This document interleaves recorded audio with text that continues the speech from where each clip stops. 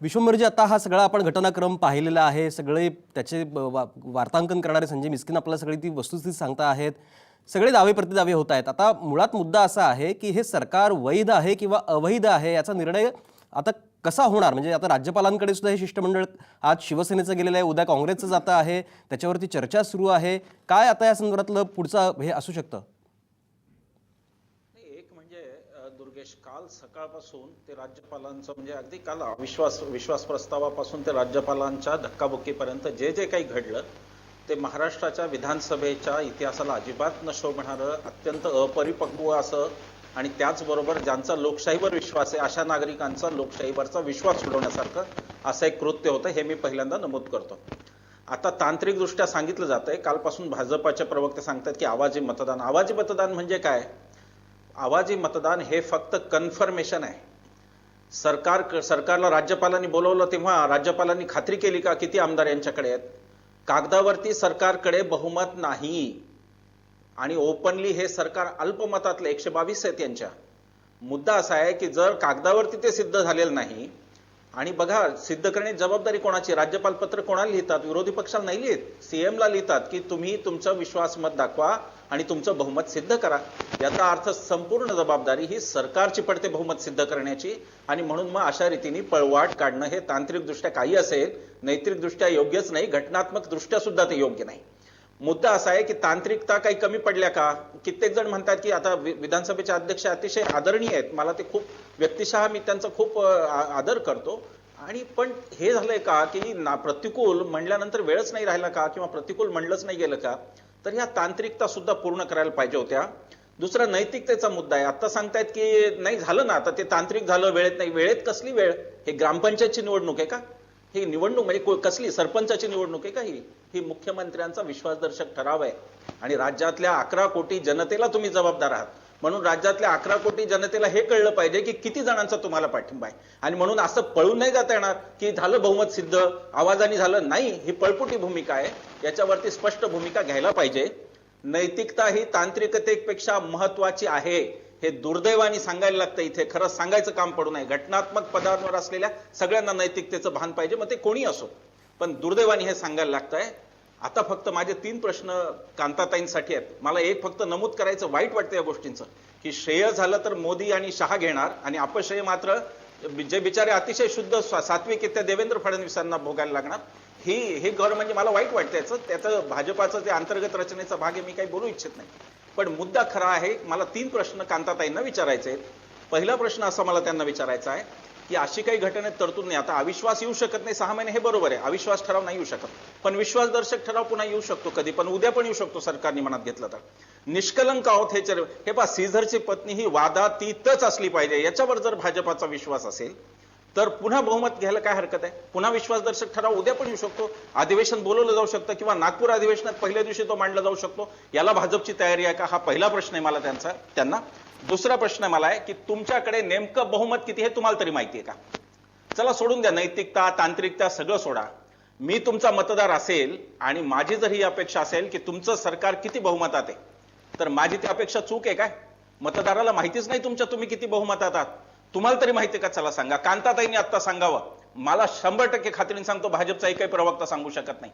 किती बहुमत आहे तुम्हाला आज? किती आमदार आहेत तुमच्या बाजूने? चला सांगा, निदान ते तरी सांगा. तो तेवढी तरी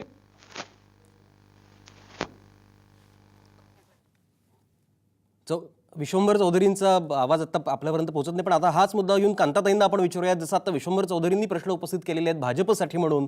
कांताताई, नेमकं विश्वासदर्शक ठराव खरं म्हणजे पुन्हा सरकार स्वतःहून मांडू शकतं, त्यासाठी 6 महिने थांबायची गरज नाही. नागपूरच्या अधिवेशनामध्ये तुम्ही हा ठराव पुन्हा मांडू शकता आणि आपल्याकडे किती संख्याबळ आहे हे तुम्ही दाखवू शकता. आणि खरं म्हणजे तीच गरज आहे की तुमच्या बाजूने किती आमदार आहेत, बहुमताचा आकडा तुमच्याकडे कसा उपलब्ध झालेला आहे, याची ही जी काही पक्षीय बलाबल आहे हे समोर येण्याची गरज आहे. त्याला तुम्ही तयार आहात का? दुर्गेशजी, त्यांच्या दोन्ही प्रश्नांचं उत्तर मी देते. पहिला प्रश्न त्यांनी काय केला की समजा हिवाळी अधिवेशनामध्ये किंवा मध्ये एखाद्या वेळेला अधिवेशन घेऊन जर का विश्वासदर्शक ठराव म्हणजे मांडण्याची तुमची म्हणजे तयारी आहे का, तर मी तुम्हाला सांगते की हो, आमची तयारी आहे. आज पण तुम्ही पाहिलं असेल मुख्यमंत्र्यांनी सांगितलेलं आहे की जर अगदी झालं तर आम्ही त्याच्यासाठी त्याला सामोरे जायला आम्ही तयार आहोत. नंबर 1. नंबर 2, की आम्ही त्या विश्वासानेच तर आवाजी मतदान घेतलं ना. आमच्याकडे 122च नाही तर अपक्ष आहेत, बहुजन विकास पार्टी आहे, शेतकरी कामगार पक्ष आहे, आमच्याकडे बहुमत होतं. त्याच्याशिवाय त्या विश्वासानेच आम्ही 1 मिनिट आतापर्यंत एवढी सरकार आवाजी मतदानाने विश्वासदर्शक ठराव पास केला, त्यांनी कोणी असं बाहेर डिक्लेअर केलं होतं का हो की एवढ्या आमदारांचं आणि एवढी नावं आमच्याकडे आहेत.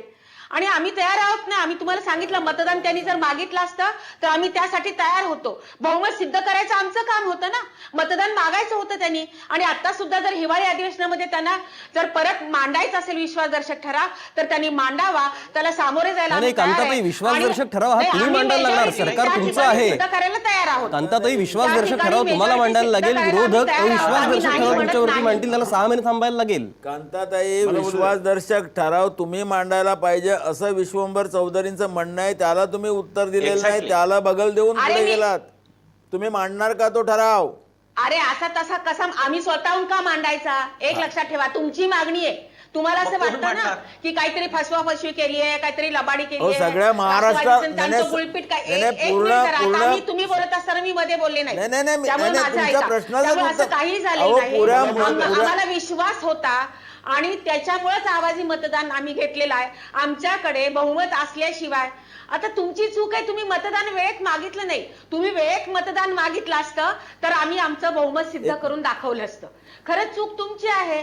विरोधी पक्ष नेतेपद कोणाला हवं होतं? काय आधीच बोलताय? मागणी केली हरीश की रोगे शिवसेनेने की आम्हाला जसं विरोधी कांताताई पक्षनेतेपद म्हणतात चूक तुमची, हवंय तुम्हाला म्हणून. मान्य काही चूक? एक लक्षात ठेवा की आम्ही तयार आहोत ना. कांताताई, तुम्ही मागा. कांताताई, काही नाही. याच्यावरती आम्ही- याच्यावरती आपण आता हरीश रोगे आणि आशिष जयस्वाल या दोघांची पण मतं घेऊया. हरीश रोगे, आता जसं आता कांताताई म्हणतात की चूक तुमची आहे, तुम्हाला मान्य आहे? अहो, कसं कसं कसं काय मान्य असणार? त्याने अध्यक्षाने विचारलं, हो म्हणणाऱ्याने हात वर, हो म्हणणाऱ्याने हो म्हणा, मग हो म्हणणाऱ्याने हो जोरात म्हटलं की. आणि ते झाल्याच्या नंतर जे पत्रकार वगैरे जे काही सांगतायत त्याच्यावरून असं कळतं की तुम्ही म्हणालात की अध्यक्ष 3 मिनिटासाठी थांबलेले होते, परंतु पत्रकारांचं असं म्हणणं आहे, निपक्षपातीपणे विचार करणाऱ्या माणसांचं असं म्हणणं आहे की त्या ठिकाणी फक्त 15 सेकंद सुद्धा गेलेले नाहीत. आणि त्या गदारोळामध्ये एवढा प्रचंड गदारोळ हा तुमच्या बाजूने सुद्धा होत होता, शिवसेनेच्या बाजूने सुद्धा होत होता. आणि आमचे जे आमदार होते ते सुद्धा निषेधदर्शक अशा घोषणा त्या ठिकाणी देत होत्या. आणि त्यामुळे मला हो म्हणणाऱ्यांचा आवाज अध्यक्षांपर्यंत पोचला आणि मग मतं मागणाऱ्यांचा आवाज त्या गदारोळामध्ये त्यांच्याकडे कसा पोचला नाही मला ते सांगा.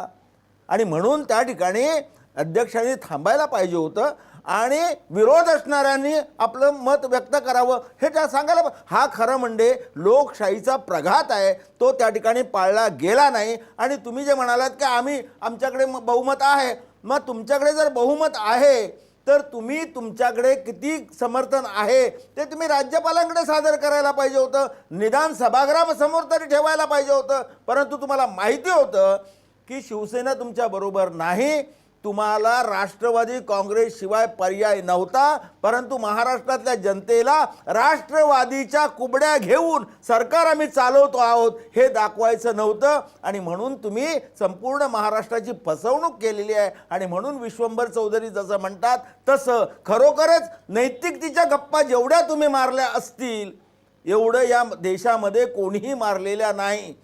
पार्टी विथ अ डिफरन्स, इतर सगळ्या पार्टीपेक्षा आम्ही वेगळे आहोत हे सांगणारी तुम्ही मंडळीने लोकशाहीचा आणि संसदीय लोकशाहीचा खून केलेला आहे, खून पाडलेला आहे असं सगळ्या महाराष्ट्रातल्या लोकांना वाटतंय. तुम्ही लोकांचा विश्वास गमावलेला आहे. आणि मग तो विश्वास आहे हे सिद्ध जर करायचं असेल तर तुम्ही विश्वंभर चौधरी म्हणाले त्याप्रमाणे लोकांच्या समोर जा, लोकसभा आपल्या विधानसभेमध्ये विश्वासाचा ठराव आणा. अविश्वासाचा ठराव आणता येत नाही, म्हणून तुम्ही पुढाकार घेऊन विश्वासाचा ठराव आणा. त्या ठिकाणी 8 डिसेंबरपासून अधिवेशन सुरू होणार आहे माझ्या कल्पनेप्रमाणे. त्या ठिकाणी पहिल्या दिवशी तो ठराव आणा, तो पास करून घ्या आणि 5 वर्ष तुम्ही सुखाने राज्य चालवा. जे काही सकारात्मक कराल त्याला आमची साथ असेल.